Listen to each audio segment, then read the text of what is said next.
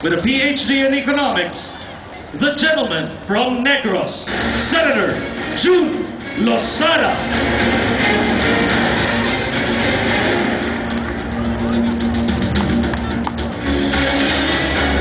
Good po sa inyo lahat. Ako po si Congressman June Lozada ng Negros Occidental. Sa inyo mga Ilonggo dito, damo kanyang salamat sa inyo tanan, sa mga Bisaya, maayong gabi, kaninyong tanan. Sa buong Pilipinas, magandang gabi sa inyong lahat.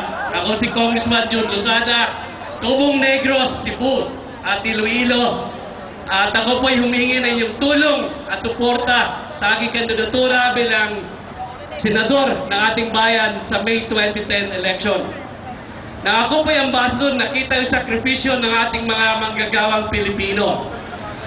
Sila po ay nagsakripisyo ng gusto para sa ating pamilya dito, para yung ating bansa mabigyan ng tunay at lubos-lubusang karapatan mabuhay sa ating mundo.